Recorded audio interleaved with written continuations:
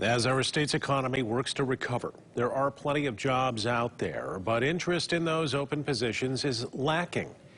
New tonight, News 8's Ruben Juarez talked with local experts to learn why. Hey, Brian, the folks over at West Michigan Works say there's thousands of openings in West Michigan, but employers and job seekers are not on the same page.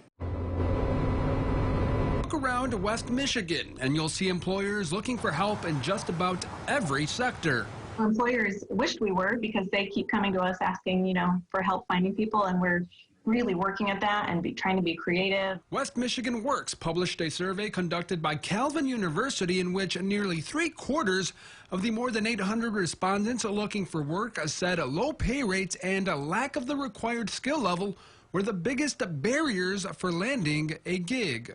Brittany Lenertz, the agency's Talent Solutions Director, says there's a way to bridge the gap for employers regarding job requirements. They may be better served by saying, well, here are the skills and competencies I need to do this job, and now I can look for somebody who maybe doesn't have that degree, or maybe they have experience in a different industry or something, but those skills will transfer into this, and I can teach them the rest of what they need to know.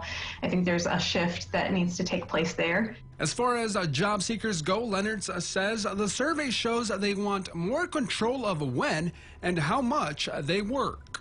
Employers really increase those wages. I think that's an important step. But more than that, I think, or maybe equally important, is culture and some of those other benefits that employers can offer. We're seeing a lot of people wanting to work part-time. They don't want to work full-time. Leonard says right now is the right time for potential employees to land a job, with a number of opportunities available and benefits such as higher wages and long-term opportunities that employers are offering. Reporting in the newsroom, Ruben Juarez, News 8.